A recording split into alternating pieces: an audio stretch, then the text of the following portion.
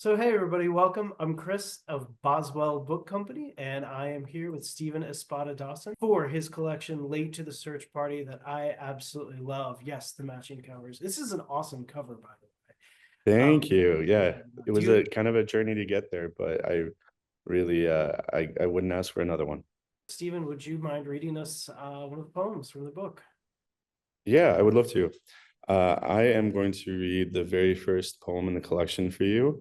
When I was thinking about how to start the collection, I wanted to begin in the very middle of something.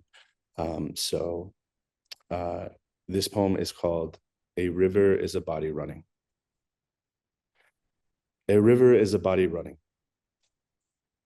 The first time I found my brother overdosed, he looked holy, a thing not to be touched, yellow halo of last night's dinner, his skin blanched blue fresco, patron saint of smack. A cop, flustered, tugged up his shorts, plunged a needle into a pale thigh. He hissed awake like a soda can.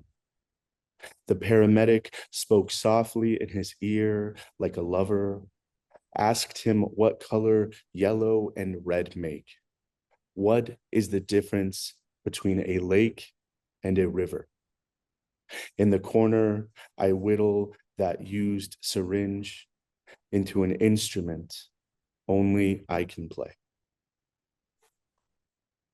Thanks for that. I love it. I love too. That's such a great way to put it. Yeah, the book does so many moments in the book. You open to a new page and you're right in the middle of something. You're right, everything's happening around you. I think it's such a wonderful window into a world. Let me start with just a bit about you. You are currently poet laureate of Madison, Wisconsin. What's that all about? How'd that come about? What's that I'm been still like trying for to you? answer that question, the what's that about question. It is something that I kind of applied to on a whim by recommendation of a poet I really admire here. Not thinking that I would get it, honestly. And I'm still sort of reckoning with that too, because I don't have a ton of history here.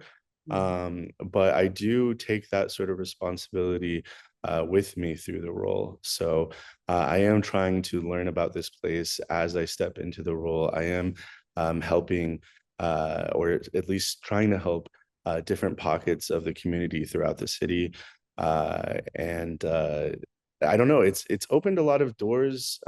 When I got here, I was on a fellowship with the university, a poetry fellowship with the university. And as you know, university, the community can be kind of siloed, right? They want you to interact with people within the community of the university, right? But through roles like the poet laureateship, through my role as development and communications coordinator at the place that I'm at right now, Art Lit Lab, a great nonprofit here. I learned um, how many poets are really doing the thing that are not attached to any kind of academic space, and it's been really healing. I've been able to work with non-traditional students. A personal mission of mine during my time as poet laureate is to work with justice impacted communities. So I've been able to workshop and read with those fine folks. Yeah, it's been great, and a couple more years to come, and I'm looking forward to it. Let's talk about the book a little bit. I want to ask a couple questions about Late to the Search Party. How'd the collection come together? I'm always curious, was there like a moment, or do you remember a very moment when you're like, this isn't just a drawer full of poems or a notebook or here, like this, oh, this is a book. Yeah, there were a couple pivotal moments for me in that regard. But I want to start by saying I never intended really to publish a book. I just wanted to write poems to help me help myself and help me figure things out. About my place in the world, my family's place in the world, what the shape of my life is and what it could look like. So the poems were really necessary for me to just be. Um, but I did an MFA, in part to have health insurance for 3 years. And also write some more poems and get paid to write poems, right? That's kind of the thing. Um, and one of my thesis advisors is the esteemed writer Roxane Gay. When she first took a look at the first draft of the collection, which actually then had a different name, she convinced me that there was a book there. And when Roxanne says something, you kind of just have to be like, okay, maybe she's onto something, you know? Mhm. So that was the first moment. But then, and this is, I think, a shared experience that a lot of writer friends, and especially poets I know have, where you print out your collection and you lay it out on a table, and you see sort of the accumulation of things rather than each poem as like an individual thing. And you're like, okay, actually there's something bigger than the individual parts here that I'm working toward. It's such a fantastic window into a world, into the city of LA, into your family. And that's one of my favorite things, like collections of poetry or stories or anything really do can do is offer that window. I'm always curious with a book like this, if there is one image from the book that just burns with you, that you're like, I wish I could burn this image into every person's brain. Oh man. You know, there is it's actually not an image, but there is a line from a poem that I actually read recently on the radio, um, which is a couple lines from the same poem. There's a poem called "Every Word Is My Mother's," and there are two lines that exist in the poem. Um, I want so badly to write words with a future attached, and also, every smile now is an accident I want to apologize for. I think that when you are grieving these big, heavy things, um, it can make you feel sometimes that joy is inappropriate almost, right?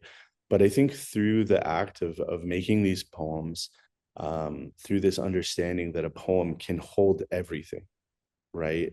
It can hold the grief, it could hold the humor, right? It could hold crying and crying from laughter in the same space. I think that for me, these are the kinds of lines that teach me how to not just write, but like how to live. Right? You too can hold these things. So it's one of the reasons I named it Late to the Search Party, is because there exists a search party in this book, but also a party, right? So yeah, Yeah, I love that. And that's perfect. Another question I had about it here, because as I'm reading it, it's nobody's gonna call the book like, oh, this is a super uplifting book. This is uplift poetry, right? yeah, But like there are darkly funny moments throughout the book. I found myself laughing. And I think there are moments of joy in the book and moments of celebration. I really love, I can't forgive me, I can't remember if it's the same poem you just were quoting from or another one about your mother, where you say you're writing about your mother and you write, I'm still learning from her how to laugh at this poem. sure. And I love that so much, because you talk just some about writing these moments where it's like, this is funny because we so desperately need this to be funny. Yeah, and I don't even know. I think at times that it is that we desperately need it, but I also think at times that um, just the laughter and the joy just sort of went out, um, because you are taking in the whole of the experience, right? There's a late poet named Max Ritvo, who died very young in his early 20s, from an incredibly rare form of cancer. And I remember that he has this essay about death, and similar to like Keats, who sort of knew he was dying while he was, in his last couple of years writing these poems, because he was a doctor and he like knew what death looked like. Max also sort of knew what to expect, and he wrote through that experience. And I remember in an essay about death, he talks about how death is also hilarious. Like one of the images that we think about death is like somebody like laying there sticking their tongue out, like, and like how that's also funny, right? And I just think that in poetry and in life, you're always holding these competing emotional centers, and sometimes they have to just exist together, right? There's You're right, there are poems in the book that have humor, also like some like blue humor too, like I remember there's like a masturbation joke in the book, right alongside a coffin, right? Those things exist in tandem because they do in life too. So, I have so many more questions, but I'm going to save some of them. So you to hear all of my questions and to hear all of Stephen's insightful answers, you're going to come to the event. But I love too how you write about tastes in this book. I just love how you capture how those sensations kind of capture us and capture moments. Um, they're just so intense. Can you write about how you're writing those and the memories anchored around them? sure. This book is heavily autobiographical. I won't say everything abstract happens to has happened to me in the book, but those happened to me. We literally grew up drinking or chewing on sugar cane that we later found out was fed by runoff water from a Tylenol factory. And my brother did put my tongue to the batteries, which I think, and now I'm understanding as a shared experience among many people. um, I think sort of similar to how like a baby will sort of pick things up around them and put them to their mouth. It's sort of like a tactile thing, but it really is how they are learning about the world. Or the way that I am walking my dog every day and she is like consuming the world through her nose, really just like taking in these stories through a different sensation. I think that not just listening, not just visual, these are things that we think of a poem as just like sight, right? Sight and sound. But there's just so much more to memory than that. And I think that is also how I consume the world. And so much of this book is about growing up. So it makes sense. I am understanding the world and learning to understand the world with my reader. So Absolutely. Well, I think you've shared and opened a huge world to the reader, to us in this book. I'm so excited to sit down and spend more time talking to you about it, gushing about how much I love it at you until you're deeply embarrassed. It's going to be great. Definitely order your copy of Late to the Search Party. It's my favorite poetry collection of the year so far. Stephen, thanks so much thanks for so taking the much. time to talk to me today, and I'll see you soon. See you at Boswell. Everybody order your books from Boswell. All right. Cool. See you all soon.